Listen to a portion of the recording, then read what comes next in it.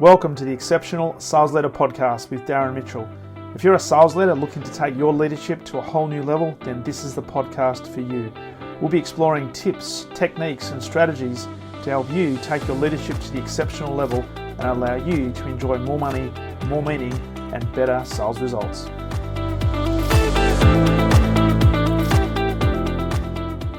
Welcome back to the Exceptional Sales Leader Podcast, and a very special welcome on this Wednesday. Dr. Yaniv Zaid, all the way from Israel. How are you, my friend? Great, Darren. It's great being here. I listened to many chapters in your podcast, and I loved it very much. So it's a privilege for me to be here. Excellent. Thank you. Thank you for listening. At least somebody's listening, which is awesome. Which is fantastic. All right. Yeah. Because you never know who listens and who doesn't, unless people say, "Oh, I've been listening to your podcast," which is awesome. Now, Dr. Zaid, you are a doctor of persuasion. So you did a PhD in persuasion a few years ago, and I'd love you to go into this story as to what got you into this particular business, because it's quite fascinating, given that you got a background as an economist and an attorney, and you work a lot in influence, persuasion, and also in sales. You're just telling me before we press record that on the background on your Zoom there, you're speaking to 3,000 people at the Nokia. Is it the Nokia Stadium you're saying? Yeah. Nokia Stadium in a conference center in Tel Aviv. This is the biggest conference center in Israel, and also my lecture was the biggest in Israel so far, 3,000 people. I was the speaking gig before John Belfort, the Wolf of Wall Street, when he came to Israel 10 years ago. Nice. And I was saying that you weren't warming up the crowd for Jordan. He was having to warm up the crowd after you, because everything had been just blown up, all because you're so fantastic. So just for the listeners' benefit, can you give us a bit of background on your career, and specifically what led you to be in this persuasion and influence field? Yeah, great. So I'm 47 years old now. I live in Tel Aviv in Israel. I've been doing this I'm married for the second time. I have two kids for my first marriage, and now expecting a third kid soon.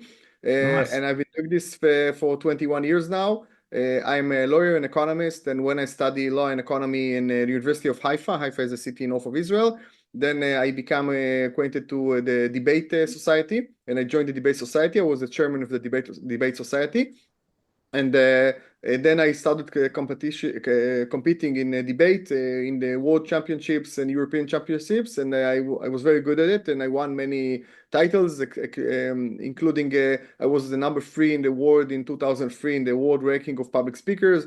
I reached the semifinals in the European Championship in 2002. And then I realized that this method, the debate, is very relevant for many people, but not many people know it, because most people, they know it just when they compete. So we have some few hundreds or thousands of people in every country that competing, and they don't know the system. So I decided to bring the system to everyone. And then I started lecturing about it. I started writing notes when I was during the competitions.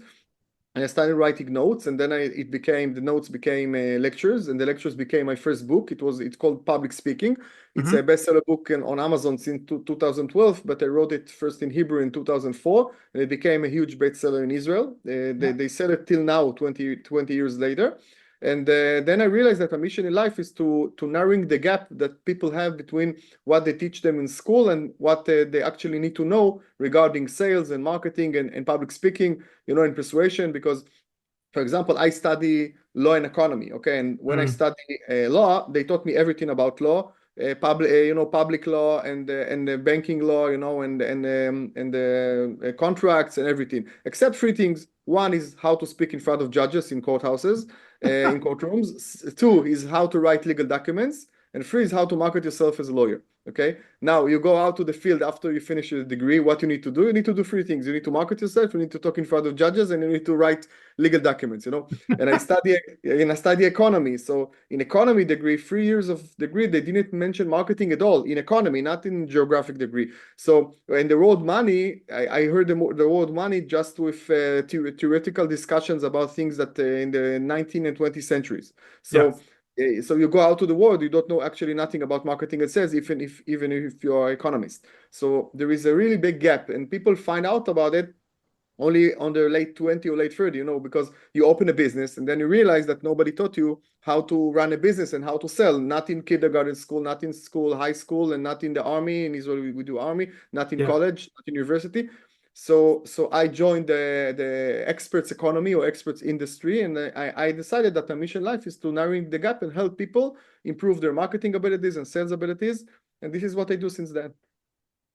Nice. And I think from what you're describing, it's not just for salespeople, because when you think about it, whether you're an economist, whether you're a physiotherapist, whether you're a grocer, whether you're running a retail store, you've got to get good at communication. You've got to get good at influence. You've also got to get good at marketing, so people know you're there.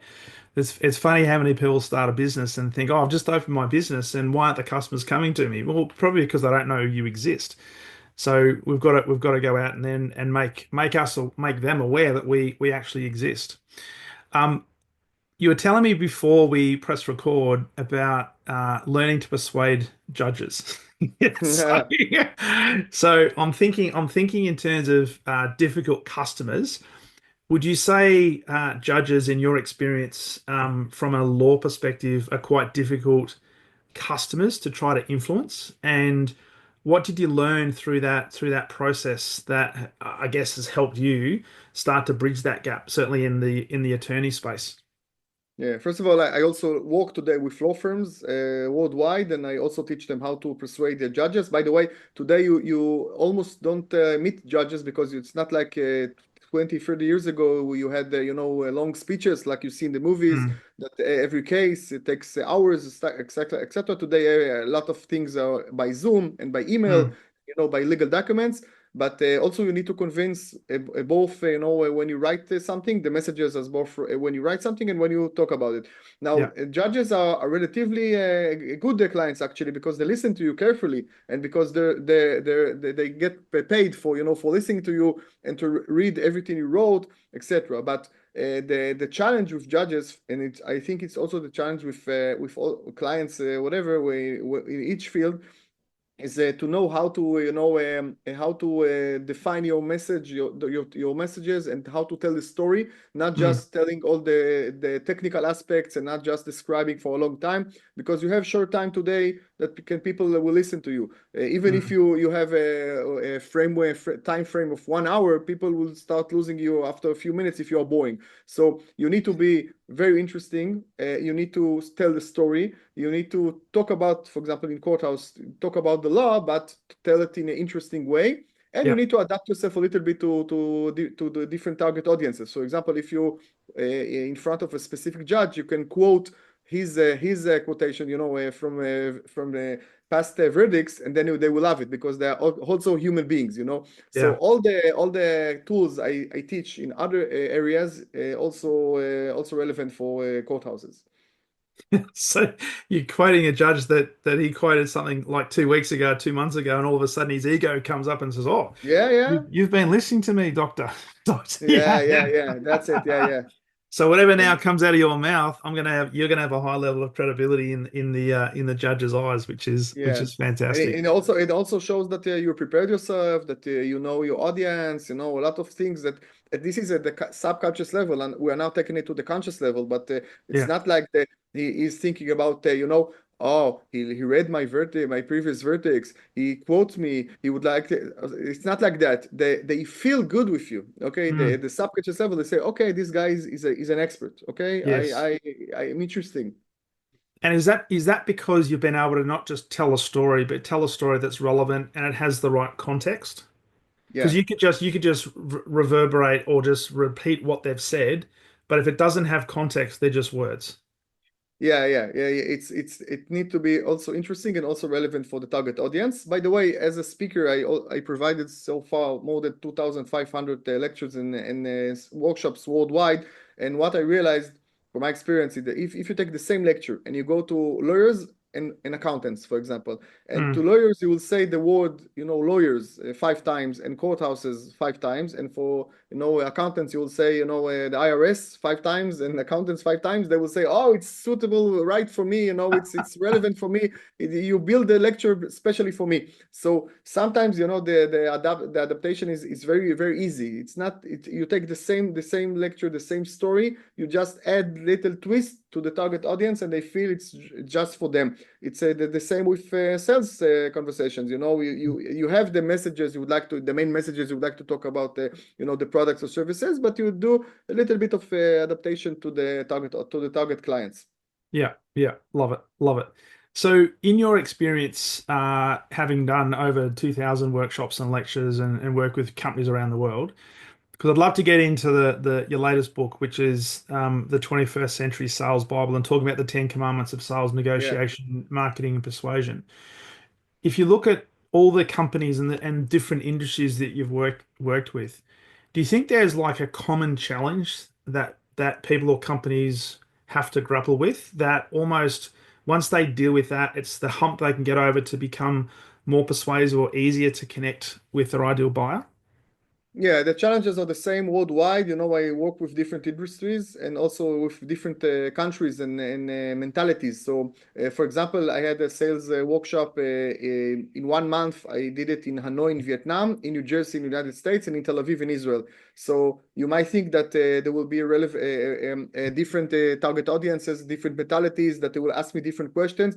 But what I was amazed to find out that the questions were the same, the challenges were the same. Business owners, they think alike in each country, so the challenges are the same. Everyone would like to increase their income. Everyone would like to build a brand. Everyone would like to be considered as professional authorities, and the tools are the same. I think the main challenges today is to adapt yourself, to adapt your products and services to the audiences, to be updated. It's very important to be innovative because the market is changing very fast. The economy changing very fast. People, they don't have time and energy to listen to you. There's social media. You need to be relevant all the time. So when Mm, I see companies, by the way, that exist for 100 years, 150 years, 50 years, it shows me that they are innovative. yeah. Although they are very, very old, they're innovative, because if you are in the market and you're relevant in your market for, let's say, 50 years or 20 years or 100 years, it means you did something right, because Mm, you manage, the obstacles of time. You create yourself all over, all over again, again and again, and mm. you can be relevant for a target audience, although they change and their perspective changes. So just on that, because there'll be people listening to this that are working for organizations that have been around for 10 years, 20 years. There might even be people that are working in the startup space. And we're all in the sales industry, we're always talking about how do you differentiate yourself against your competition? How do you create your unique value proposition? So from a selling point of view, and how do we become, I guess, from your experience, the best salesperson or the best influencer so that our market thinks or perceives us to be an expert, not necessarily the expert, but somebody who is worthwhile listening to. First of all, the sales, people think about sales, it's something very hard, but actually it's very simple. There are simple rules. This is like a game, so you need to understand the rules of the game. Your podcast also talks about it. But till client buys, there are 4 steps. It's a know, like, trust, and then buy. So first step is people need to know you. You need to be in the game. You need to start participating in the game, because if you look for some expert in some field and you are not relevant, if I Google, the word and you're not there, or if I look for social media and you're not there, or ask my friends and your name that doesn't pop up, then it's not relevant. It's not Mm. like I didn't take you because you're too pricey for me, or something like that. I don't know you. I don't know your business. So first step is to be recognized, and to be out there. So I tell people, you need to be relevant in as many platforms as possible. You need to identify your target audience. You need to know where your target audience is, or where they are, and not relevant to you, where they are now, offline and online, and you need to be Mm. there. So this is the first step. People need to know you, and then people need to like you. And now the differentiation will become, because if I have a personal chemistry with you, or if you provide with me with personal attention, then I feel comfortable with you. Then I most probably will choose you, not other vendors or other alternatives, because I'm curious and I feel good with you. So people need to like you. Now they didn't buy from you yet and they didn't know you yet. So how can they like you? They can like you if they see, let's say, a podcast, an episode of you on podcast. They can like you if they saw a movie with you on YouTube. They can like you if they heard a presentation or a lecture, if they sat at the audience. They can like you if someone else referred to you and told them you are a great guy. Okay. Yeah. So people need to like you. The differentiation, at the end of the day, would like to work with people, especially in the long-term relationships. We would like to work with people that we feel comfortable with, and that will make us feel good. And I write, by the way, in the 21st Century Sales Bible, my book, there are 10 commandments. So one of the commandments is how to make people feel good about themselves. And why focus is in each interaction, you need to have people after the interaction with you feel better than how they felt before they met you, before they talked to you.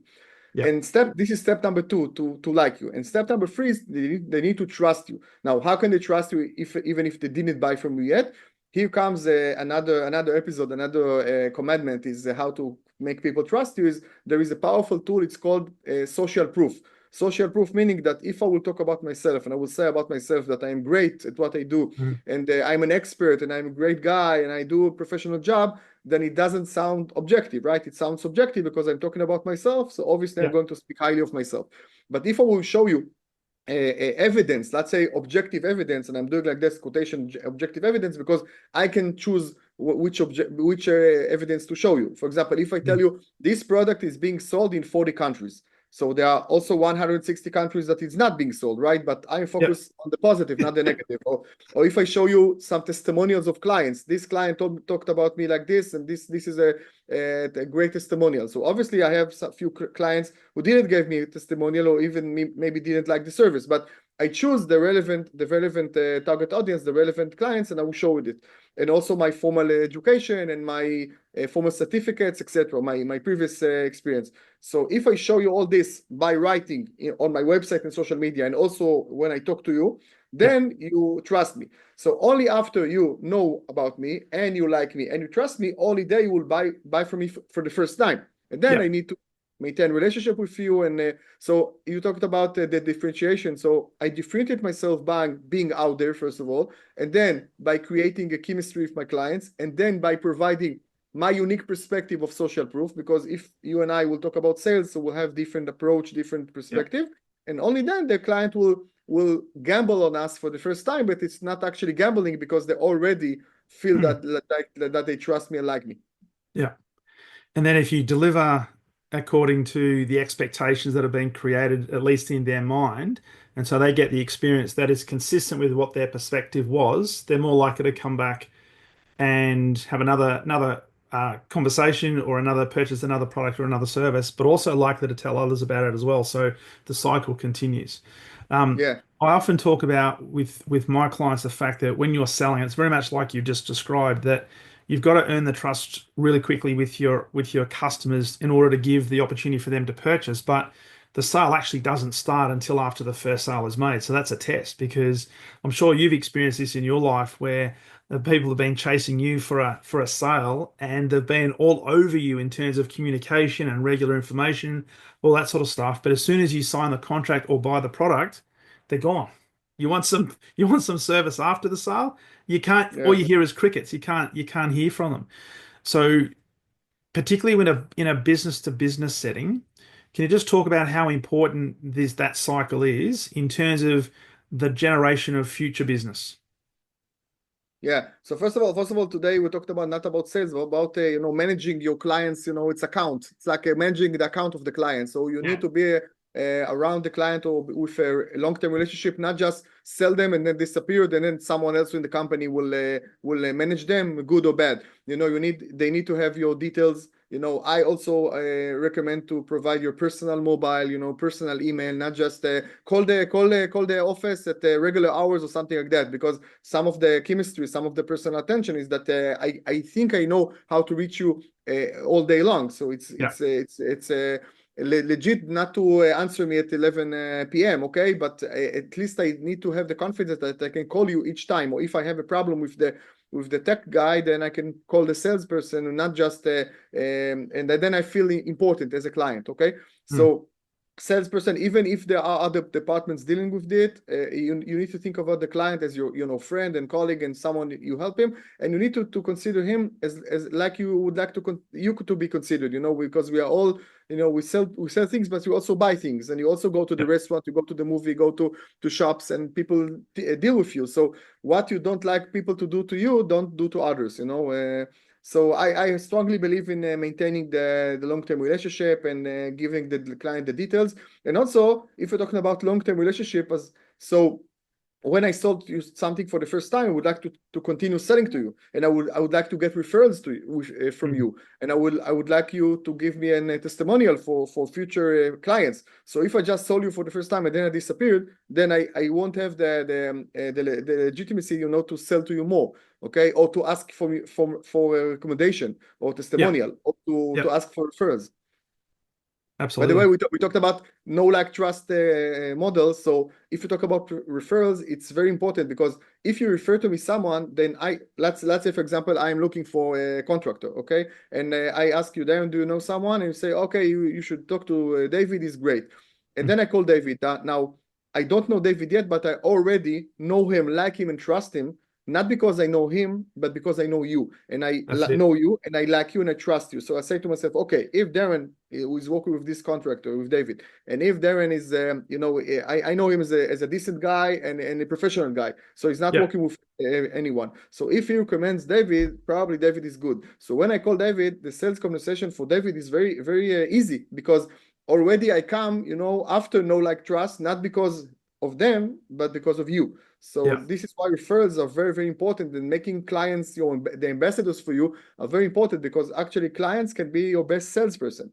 If I take, and they're also cheaper, because if I take salesperson, I pay the money, I give them car, I give them mobile, I go there, I tell them go out and selling the products, and they do it. But first of all, they cost me money. Second of all, that doesn't sound objective. It sounds subjective, because the client knows that they are relevant, that they are paid by commissions, for example, Yeah. and they represent the company. But if a client is talking to another client, it costs me nothing, and That's it. it sounds objective, because they're talking to the friends about me without me asking them, That's to it. do it.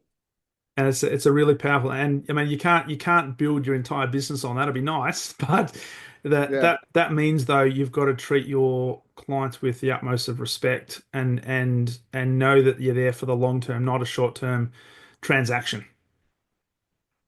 Yeah, long term is very important, because again, sometimes you think, even, okay, this is short term. There is a tourist here. Okay, he Mm. came. He probably, this is the last time I'm going to see him. No, but your karma, your perspective should be, no. He probably can be, even if he is in my country for 2 or 3 weeks, he can go back again and again, and he has friends, and he has social media accounts. So if he likes me, he can spread the word, and if he doesn't like me, or if I hurt him in some way, then he can create lots of damage on social media. So we always would like to be great service providers. And for me, there is a lot of synergy between sales and marketing and service. It's all connected, because if you try to have great service, then you probably sell more if you offer Yeah. something to the client. And if you would like to be a better salesperson, you need to, to provide better service. Mm. I worked with many companies that have many branches, and they would like to promote a product, and they do a competition between the branches, who would like to sell more. And what we realize, that if we do competition about sales, and we check the sales, not something else, but the service increases. Okay, Yeah. the amount of service, the quality of service increases. Why? Because I can't sell to you something if I won't, smile at you, okay, or be your friend, or listen to you. I can't be, nasty to you, and then after a few minutes of the conversation, say, oh, you know what? I have a great product. You should buy it. I need to have all the conversation. Great. So if you would like to be a better salesperson, you also need to improve your service abilities, and vice versa. Absolutely. So as you rightly said, it all goes hand in hand, and you can't have one without the other. Um, we mentioned before we press record that you have more of a storytelling, softer approach than, say, a Jordan Belfort, which says that there's all types of different salespeople out there. even from your perspective, if we build the know, like, and trust, and then they buy, because I know you talk a lot about giving opportunities for customers to buy rather than you selling. How important is it though to still be proactive and lead the customer, and sometimes ask them would they like to take the next step? Because there are a lot of salespeople who are listening to this who, for whatever reason, just either don't like asking the question or they refuse to ask the question, and there's hope that through some sort of telepathy or some sort of osmosis, the customer's going to say, "Oh, can I buy?" Yeah. So first of all, yeah. So the approach we discussed is hard sale versus soft sale. So hard sale is when I obviously sell to you and I tell you buy now, you should buy now. This is the product, is relevant for you, and maybe I'm a little bit aggressive or pushy. This is the hard sale is usually for call centers in companies that hundreds of people are talking to thousands of people, thousands of clients, and it's like a factory, But I Yeah. strongly believe in the other approach of soft sale. Soft sale is I'm not actually selling you anything. I just tell you stories and you buy. Okay. Mm. So again, I repeat it because it's important. I'm not trying to sell you. I am telling you stories about the product and service, about myself, and then you buy. Which kind of stories? Stories about myself and my experience. Stories about former clients. Stories about the product and services. Stories about success. And we Mm. talked about social proof. So stories about success and formal achievements. Stories about failures is very important.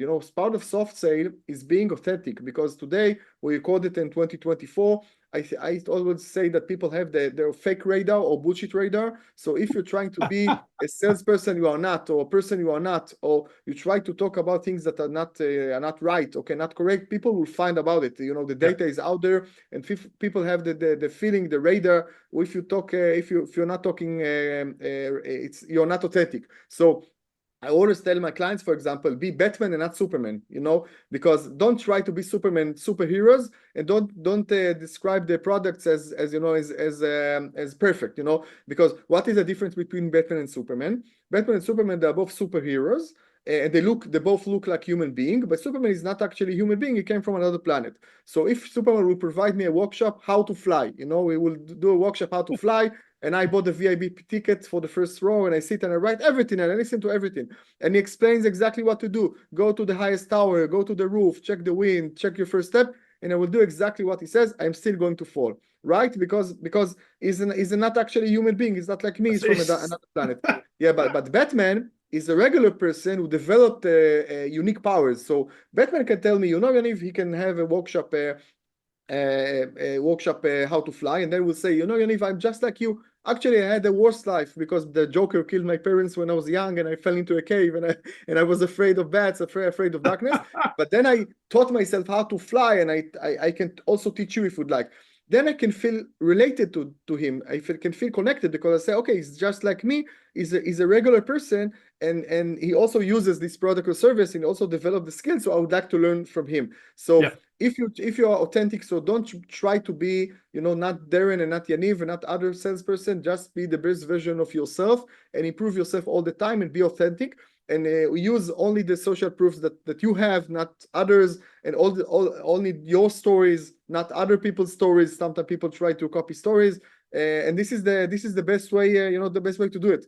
But by the way, there are, as a speaker and lecturer, I can tell you that there is a line of lectures in high-tech companies. I don't know if you know it. It's called fuck up nights. What is fuck up nights? Is entrepreneurs talking to other entrepreneurs and talking about the failures. Okay, so you can check the lectures right next to your house if you listen from different countries. So the twist is that usually the stories goes like this: is my first company, I lost $100 million for my investors. The second company, I closed it and I got divorced, and my fourth company is PayPal. Something like that. So it's a failure success. This is the twist. But usually you don't hear stories like, my first company, I lost $100 million of my investors. My second company, I closed and I got divorced, and now I'm unemployed, homeless, and living with my parents. That's Usually it's a right. failure success, not failure. But people enjoy listening to it. People enjoy listening to it because they enjoy the stories about failures. Because if you try to look that everything is perfect and the product is perfect and nobody ever complained, it doesn't sound real, and it doesn't sound authentic, and people won't like you and won't buy from you. I think that's the most important thing. And apologies if you can hear that. It's actually raining really heavily. Can Yeah. you hear that coming through? No, no, no, no. I don't hear It's, it. I've got a tin roof and it's really raining heavily, and there was a bit of thunder there as well. Yeah, What you're just talking about there, Yaniv, is really important because as salespeople, you need to be authentic. And I say to sales leaders all the time, what are the biggest mistakes that you and your team have made in the last week or the last month? And start talking about those and start integrating those into your language and into your conversations, because your customers realize that at the end of the day, you're human beings and your product is not infallible. There's going to be something wrong with it, right? And you don't always be painting the perfect picture. What you want is to be a human. yeah, And humans will have challenges, humans will have things that are not perfect. But if it comes back to the fact that you are relatable, and what you said before is if they get to know you, they get to like you, they get to trust you, there's a high probability that they want to buy from you. And yeah. so when we then talk about the fact that how do we get employees, how do we get customers, how do we get prospective customers to take action, I think that's one of the key things. It's being human and being authentic and sharing what those values are. Yeah, people eventually buy from people, not from organizations. They buy from people, and we've talking about B2B. You know, I also work B2B, B2C, and B2G, also to governments and city halls and armies, and also to private firms and startup companies, and also to public. I do conferences to that you can buy tickets. You know, but if even if you sell a B2B or B2G, then eventually in the government or in the company, some person sits and buys from you. Okay, and they decide whether to get you or not. So people buy from people, so you need to connect to people, and you need to improve your communication skills.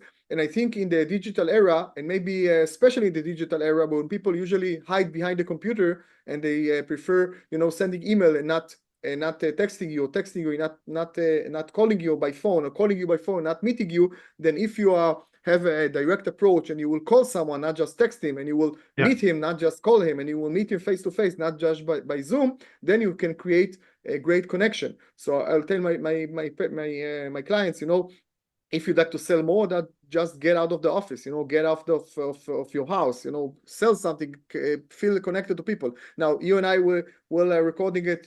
I'm in Israel, you're in Australia, but you probably agree that if we'll do the same, we'll be in the same room in a recording studio, something like that, then we have a more chemistry, more connection together, and people will feel it. Combine the two parts, right? Yeah, I will. So this will be an interesting episode because we just had a technology hiccup. And I reckon it was the thunderstorm that just came through because it Yeah. took out my wireless. It's supposed to go straight back to mobile, but then Zoom decided to do an update.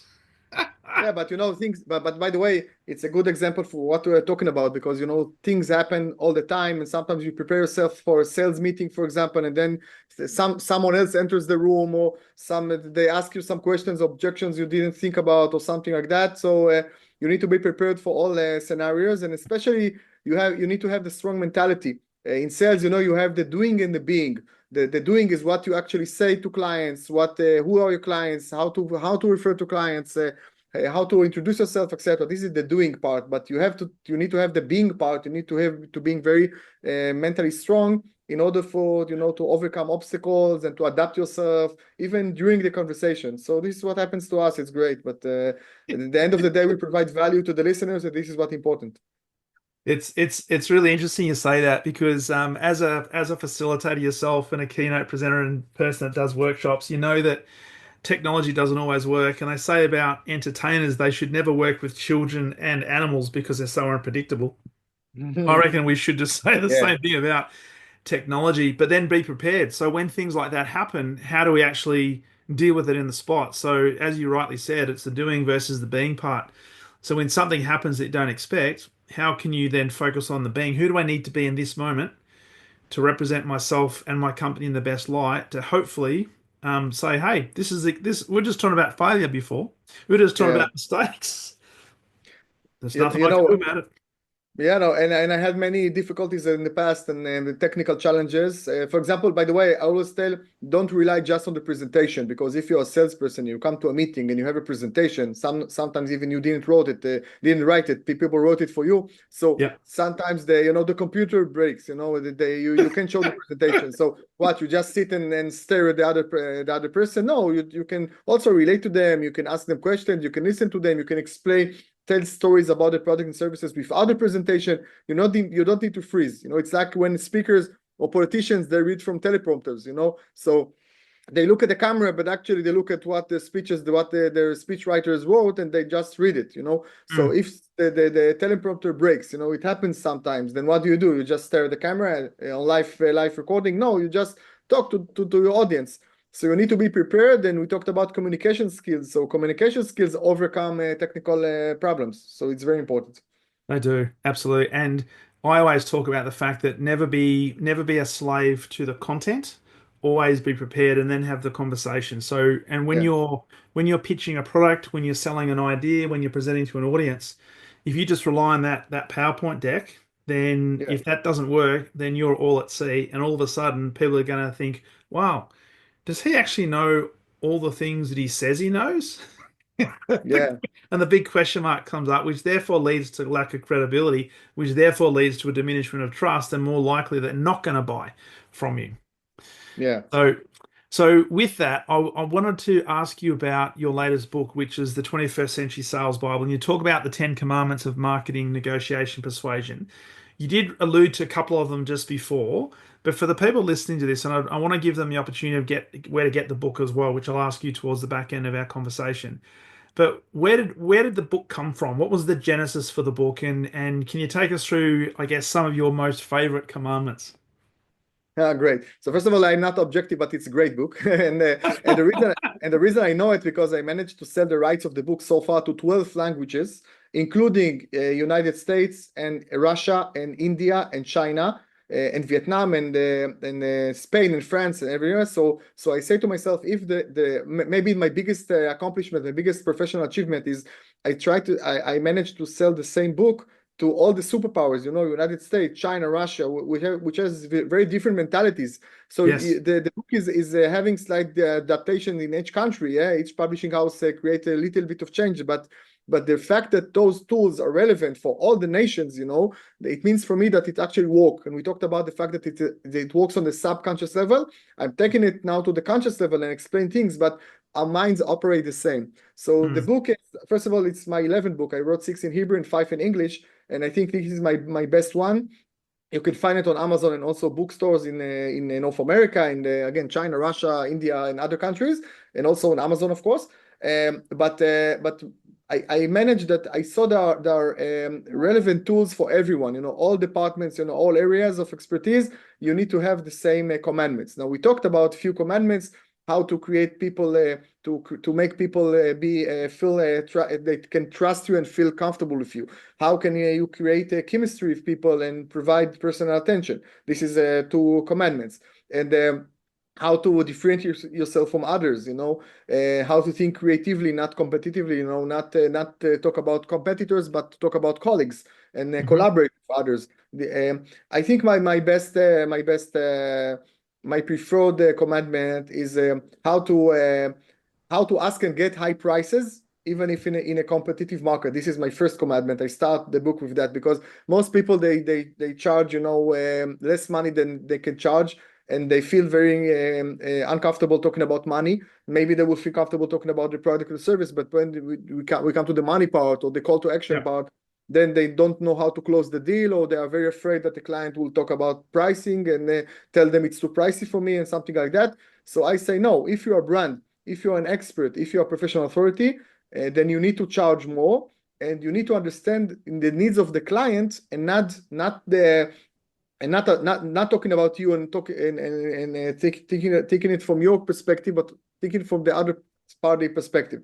For Mm. example, if we'll talk about flowers, if I try to sell you a regular bouquet of flowers, I can charge, let's say, $100. Okay, but if I will call it a bridal bouquet, bouquets for the wedding, then flowers for the wedding, then I can charge $300 to $500, because research shows that if you sell something for a wedding, you can charge 3 to 5 times more. Now, why?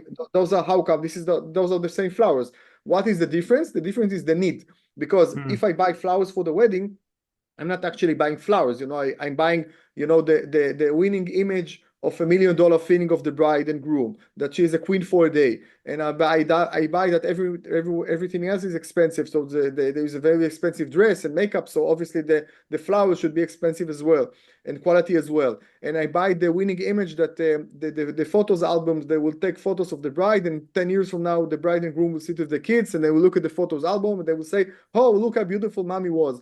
And 30 years from now, they will sit with their grandkids and say, oh, look how beautiful grandmother was. This is what I buy when I buy flowers for the wedding. This is why I can charge 3 to 5 times more. So you need to understand the needs of your clients and the problem that you solve and the pains that you provide cure, and then you can charge more. So this is my best commandments, and it's not related to the situation of the economy right now in your country or the other client. If they understand the problem, the bigger the problem is, the more the client is willing to pay for. And so how do we, with people that are operating or companies that are operating in a highly competitive marketplace where maybe the product, at least from the customer's perspective, tends to be commoditized, and if a customer is driving prices and they're starting to ask for discounts, how do we actually maintain what I call maintain the rage and stand our ground and say, well, no, that is the price, particularly when you've got like a sales manager who is saying, hey, Yaniv, you're behind on your sales target. You need to hit the target. And you're thinking, Yeah. I need this sale. I need this sale. So Yeah. what do you say to people like that? Yeah, first of all, for the long-term relationship, I need to be brand, and if I just provide discounts to everyone, then they will buy from me in cheap, and they won't appreciate me. They will disrespect me because all the time I talk about the price, not about the value. So you need to change your perspective and talk about the value and understand your client's needs. We talked about know, like, trust. So people pay you more if they like you. Okay, and if I have few vendors and you are the one I most I like and I feel connected and I will choose you, people are willing to pay more if they like you. People are willing to pay more if they trust you, and they don't have a headache. They have a quiet mind that if I work with you, you are an expert, you will know what to do, or I know your products are great because I already bought from you in the past or something like that. So. Yep. So people will pay you for more, and people will pay more if you understand directly their problems, and this is relevant for all products. For example, I sell my books online on Amazon, and I always check the pricing of my books or other products, information products. And a few years ago, I had, it's a great example, I saw that there is a CDs of Mozart, the Austrian composer. You can find it on Amazon, Mozart for grown-ups. It costs $9, and it's 14 hours of music. Or Wow. 15 hours of music.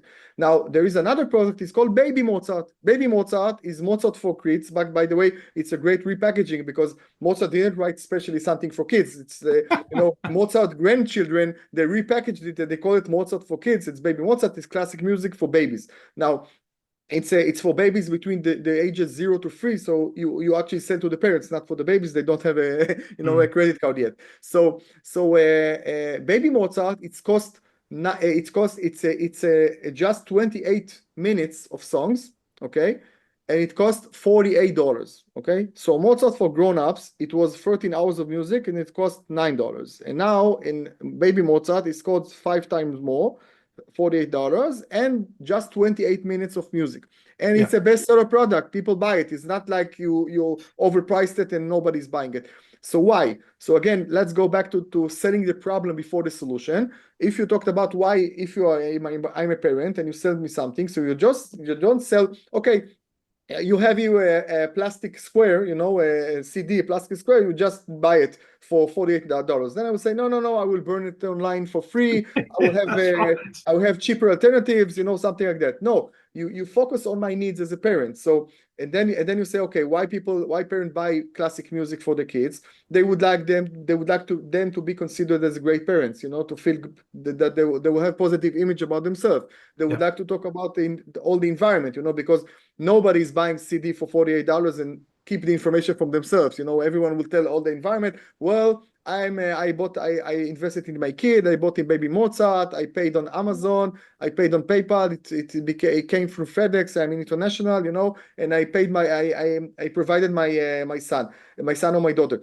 Now it will provide tools, because if they hear classic music, then you will have calmer kids, and then we will have a parenthood without a guilt, and you have a better chance to succeed in life if you hear classic music, if you're a child or baby. There are researchers about it. So it's not a theoretical discussion, because if you see the listing, the landing page of those products on Amazon, you will have the sentence at the beginning: would you like a calmer kid?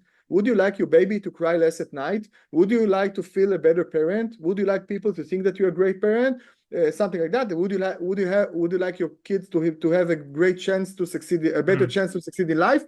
If you answered yes to one of more of those questions, then baby Mozart is for you. And something amazing is happening. First of all, I feel connected to the product. Second of all, they directly pinched me in my problems and needs. And thirdly, I don't care how much does it cost, because how much does it cost for your baby to cry less at night, or for your kid to succeed more in life? It's priceless, right? So I sell to you only for $48, So sometimes it's the perspective changes. So if you talk to clients and you would like to obviously to sell more and to achieve your goals and the goals that your managers they gave you, then you need to get to know the clients, to listen to them carefully, to feel connected to them. You need to provide personal attention. You need to let them feel that they trust you, and you need to understand the exact needs, and then you can tell them, I've got the perfect solution for you. I've got the ideal solution for you. This is the product that answers your needs, and then they are more likely to buy. It's such a well, I don't want to diminish this. It's such a simple concept, but unfortunately, so many people don't. Maybe it's so simple that they overlook it and they try to overcomplicate the sales process. Yeah. Because most of the time they'll take that Mozart for Babies and they'll talk about how many songs are on it and the great tunes, and they'll talk about the features of that particular CD or that particular product, and not focus their attention on what is the need or what is the problem that that's designed to solve. And if you focus all of Yeah. your attention on that, then you create a feeling, and sometimes it's a feeling of missing out, the old FOMO, that people don't want to not have that, so they'll do anything to grab it. Yeah, the principle is sell the problem before the solution, because most salesperson, they focus on the solutions and about the technical aspects of the solution. Again, how many songs? By the way, if you convince me that this CD is, by the way, Mozart is a brand, so Baby Mozart is a brand. So if you're a salesperson of Baby Mozart and you persuaded me that it's great for my kid, then I don't care how many songs. If it's 9 songs or 19 songs or 29 songs, I don't care. And if it's cost $48 or $38 or $28, I don't care, because I say, okay, I have a problem, or I have a need. I would like my kid to succeed in life, and you provide me with a great tool, and I trust you as a salesperson. You probably don't know, it's not like I will take the CD and I will find out that there are no songs or something like that. I can trust you, okay? And you showed me, by the way, also social proof. I sold this CDs being sold in 40 countries. This CD is the bestseller product on Amazon. I can see 5 stars. I can see the ranks. I can see the reviews. Okay, great. So it's a great product for me. So I will buy it no matter how many songs are they. So instead of focusing on the technical aspect, you talk on your podcast for sales leaders, right? So in my opinion, sales leader, they can sell, CDs yesterday, today lectures, tomorrow cars, a day after tomorrow cosmetic products, and they can be great about it. Why? Because I don't need to know the ingredients, the chemical ingredients of the cosmetic problem. I don't need to know how the engine works in the car. I just need to know why people buy this car, and why people drink coffee, and I sold and I also do marketing writing. I write content for for websites, for landing pages. So I wrote content for international big cosmetic company when I was 45 years old, and it was for 50 plus years old women, okay? And now I was a guy 35 years old, but I wrote a landing page and it was a bestseller. It was very, very successful. Now, how come? Because I don't need to know the technical aspect of the ingredients of the cosmetic product. I need to know how does a woman feel when she opens opens the day when Mm. she's 55 years old, and then she see wrinkles on her face, wrinkles, and then she doesn't feel great. So I need to know how does she feel, and then I can sell to her this cosmetic product. Okay, and I also work with international coffee company, and I don't drink coffee. I personally don't drink coffee, but I Okay. wrote all the content they use till now in hundreds of branches all over the world. And I don't need to drink coffee in order to sell coffee. I just need to understand what the coffee is the solution, what are the problems. The coffee is the answer, what are your needs. Okay, so this is why sales leader can be very successful and can learn the content about the product and service in a short time, and can be very, very successful because you focus on the client. You don't focus on the product. You focus on the problem, not about the solution. And I think that's the key point, that so many salespeople focus on the product and they try to retrofit the product into what they think is a need versus put the product to the side, focus on the problem. And if the customer buys into the problem, but more importantly, they buy into the fact they want to and need to solve the problem, and if they can understand what it's going to cost them if they don't solve the problem, then they're more likely to want whatever you have to offer, Yeah, and it yeah, becomes a natural transaction. So that's why sales becomes more and more problem solving and less pushing. Now you still have to ask yeah. for them to take the next step, which is fine. But I think that's a really important point that a lot of people miss is get involved in what the problem is and get the customer to articulate how badly do they need or want to solve the problem.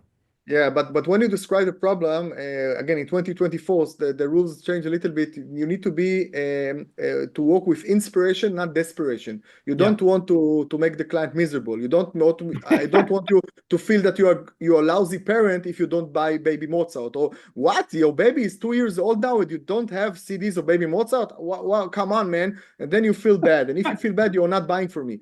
Okay. No. I would like to be inspirational. I would like you to feel good about me. We talked about the fact that after the interaction with me, you need to feel better than what you Mm. how you felt before you met me. So even if you did mistakes so far, when your kid is 2 years old, and I will say, okay, no matter what you did before, let's look at the positive side. Let's talk about the future. Okay, so from that point on, you need to have tools for your kid, for example. So buy this CD, and then you will have a calmer kid, no matter how many mistakes you did so far. So I would like to do it with inspiration and not desperation. It's very important.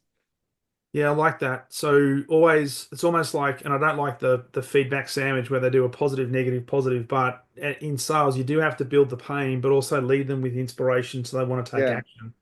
But as you talk about, leaving them with an impression that they feel better having had that interaction with you, because if they have a good buying experience, and then if that buying experience is matched with the product experience, then they're more likely to A, talk about you, but more yeah. likely to come back and buy again because they're inspired, because they know, like, and trust you.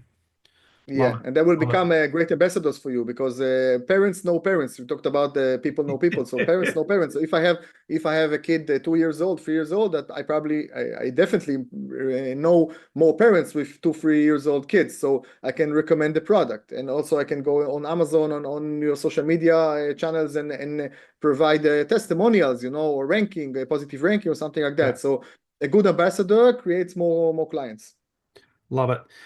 Just looking at your Ten Commandments on my other screen here, another one that pops out I'd like to ask you to talk a little bit about is number four, and I won't test you on in what that number four is, but it's put yourself at the front. Yeah.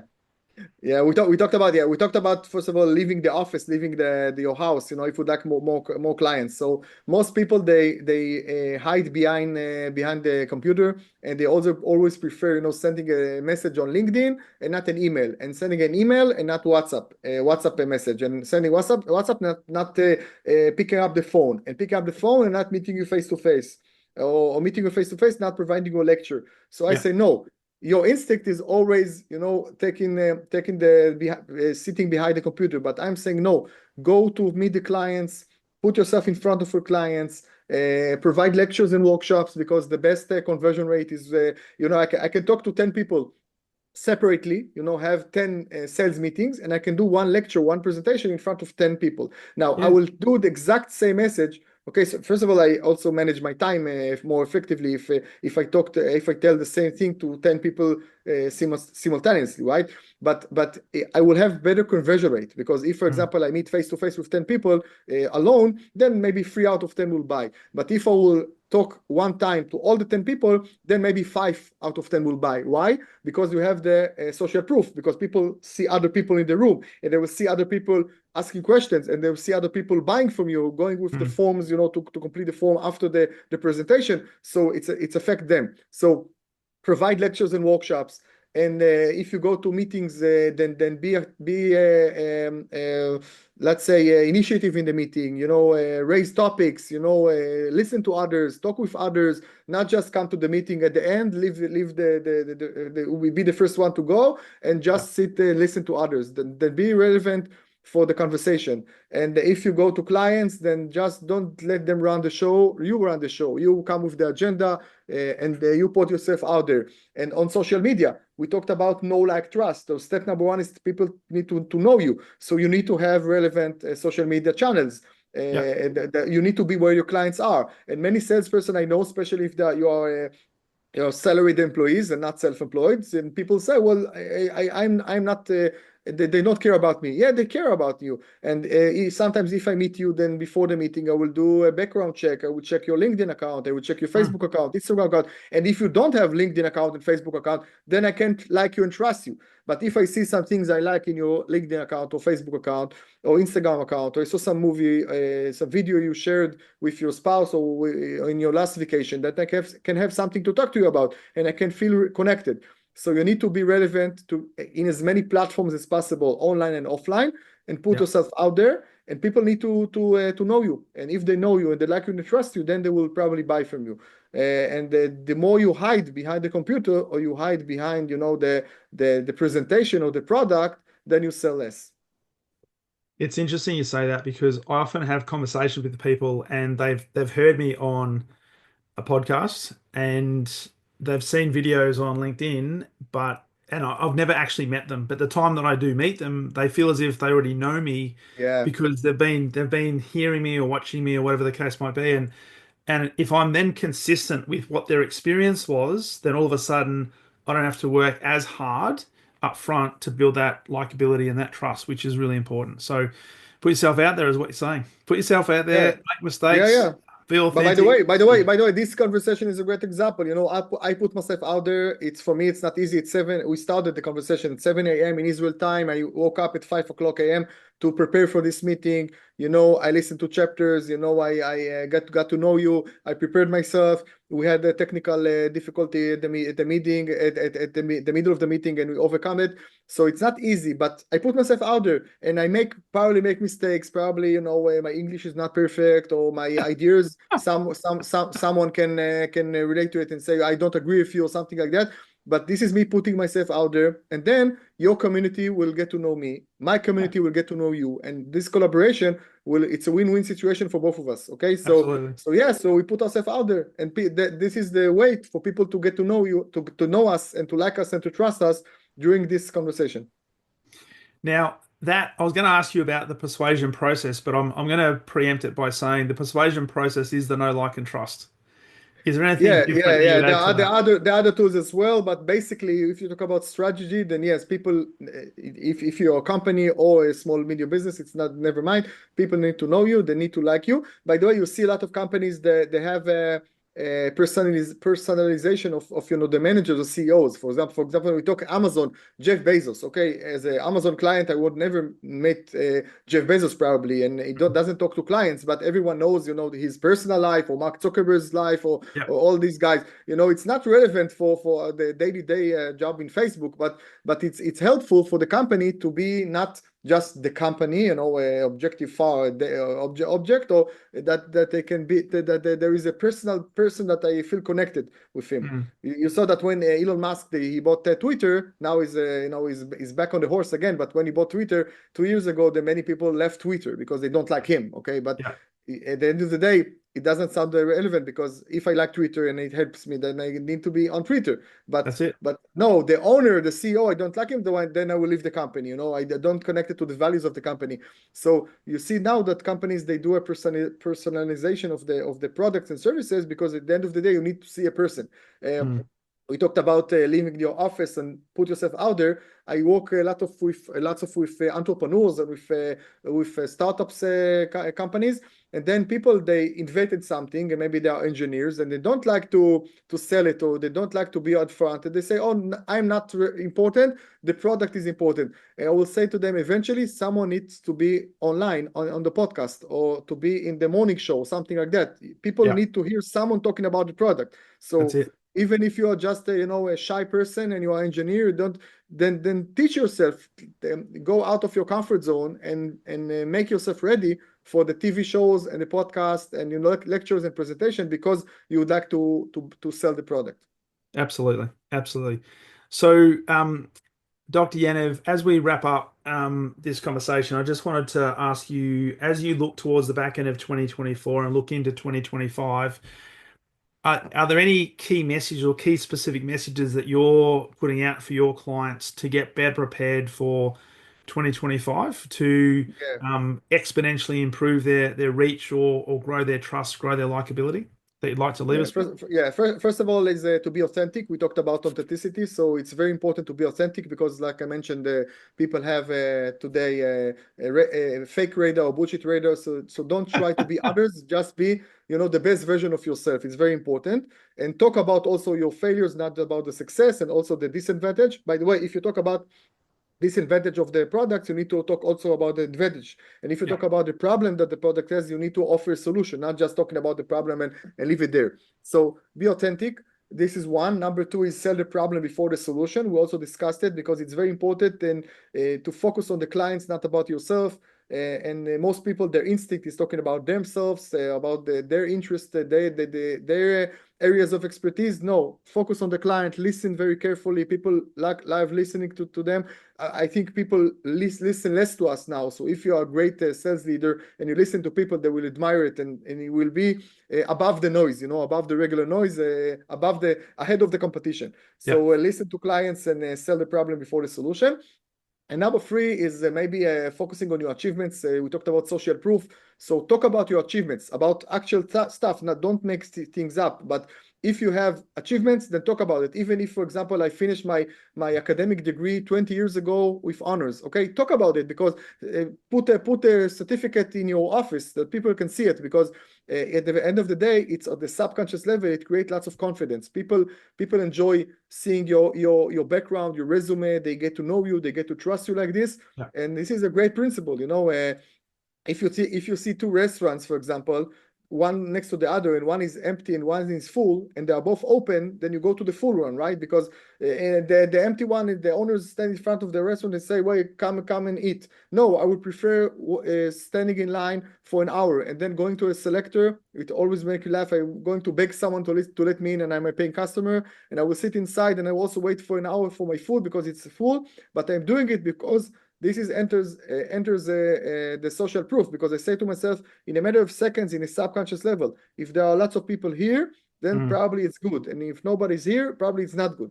So if that's people it. can see your background and your formal certificates and formal achievements and formal clients and things you do and the amount of years you do it, okay, they need to know it. You need to show it to them online and offline, okay, and by marketing writing, and also to tell them, then they will trust you. So maybe the three main messages is be authentic, show your achievements, and use social proof, and sell the problem before the solution, and listen to your clients. Brilliant, brilliant. Absolutely love it, love it. And it's right along my thinking as well. So this has been a fantastic conversation. Dr. Yaniv, if people want to know where to get access to you and specifically where they can get access to the book, The 21st Century Sales Bible, where's the best place for them to connect and get So access to it? 21st Century Sales Bible, you can find it on Amazon and on bookstores worldwide. You can find on Amazon, just do Yaniv Zaid or 21st Century Sales Bible. You can have the book as audio version, in a print version and ebook version. And also my website, drpersuasion.com. It's www.drpersuasion.com. And also we talked about personal attention, so I'll provide my personal email, It's Yaniv@yanivzaid.com, YANIV at YANIVZAID.com. And so you can send an email for me, and I promise to answer any question you may have.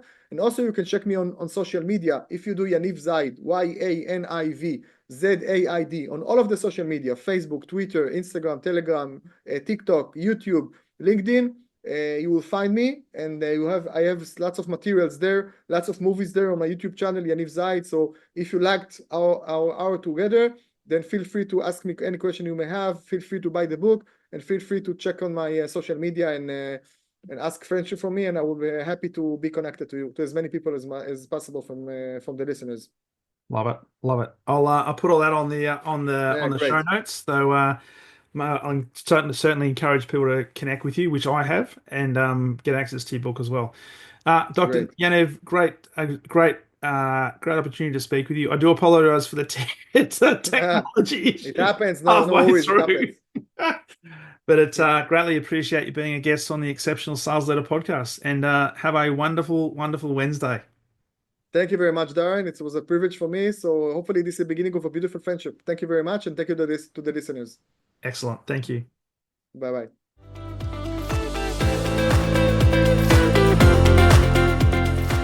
Thank you for listening to the Exceptional Sales Leader podcast. I trust the information in this episode has been helpful in your journey towards becoming exceptional. And remember, please take the time to rate the show, subscribe to the show so other people can find it. But also, if I can help you, jump on my calendar, go to leadwithdarren.com, and let's have a conversation about how I can help you along your journey to being exceptional.